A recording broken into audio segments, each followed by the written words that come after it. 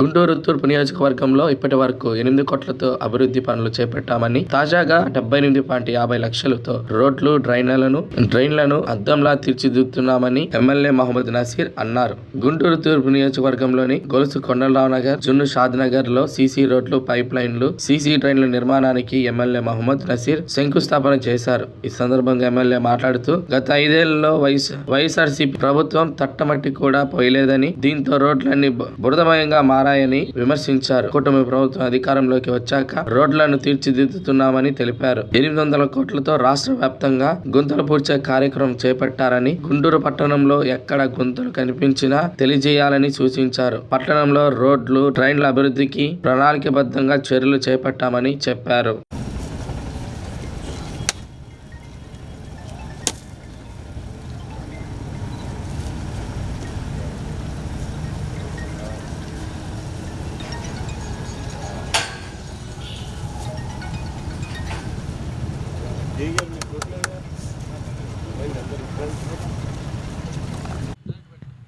Okay,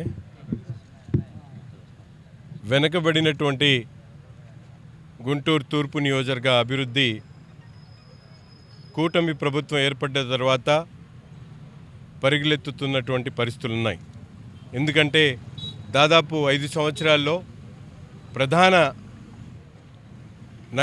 నగరంలో ప్రధానంగా ఉన్నటువంటి జున్ను షహీద్ నగర్, ఈ ప్రాంతంలో కనీసం రోడ్డు కూడా లేనటువంటి పరిస్థితులు కూటమి ప్రభుత్వం ఏర్పడ్డ తర్వాత స్థానిక ప్రజల అవసరాలను గుర్తించి కూటమి నాయకులు క్షేత్రస్థాయిలో ప్రతి ఒక్కరికి కూడా కావాల్సినటువంటి మౌలిక వసతులు కల్పించేటువంటి క్రమంలో ముందుకు సాగుతూ ఉన్నాం.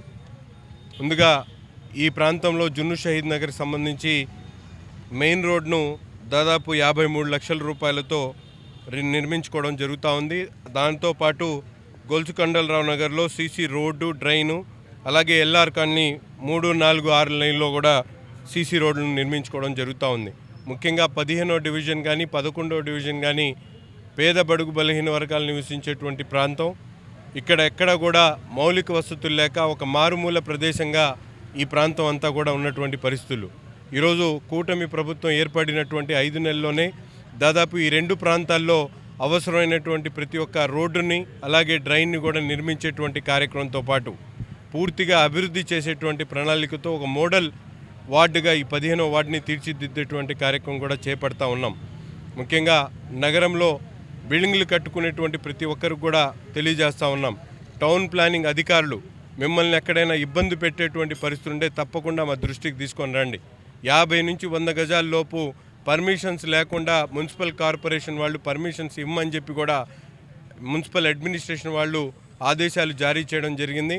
అధికారులు ఎవరైనా మీ దగ్గరకు వచ్చి ఇబ్బంది పెట్టేటువంటి పరిస్థితులు ఉంటే తప్పకుండా ఎమ్మెల్యే గారి కార్యాలయానికి కానీ లేకపోతే కూటమి నాయకుల ద్వారా కానీ మమ్మల్ని సంప్రదించాలని చెప్పి కూడా ఈ సందర్భంగా తెలియజేస్తా ఉన్నా. ఈ నగరంలో ఎక్కడ కూడా జవాబుదారీతనంతో ప్రజలకు అవసరమైనటువంటి ప్రతి ఒక్క కార్యక్రమాన్ని చేస్తాం. అనధికారికంగా కట్టడాలు కట్టి ప్రజల్ని ఇబ్బందులు పెట్టేటువంటి పరిస్థితుల చోట మాత్రం తప్పకుండా యాక్షన్ తీసుకునేటువంటి అవకాశాలు ఉన్నాయని చెప్పి కూడా మీ అందరికీ కూడా తెలియజేస్తూ ప్రతి ఒక్కరు కూడా నగర అభివృద్ధికి సహకరించాలని చెప్పి మనస్ఫూర్తిగా కోరుకుంటా ఉన్నాం.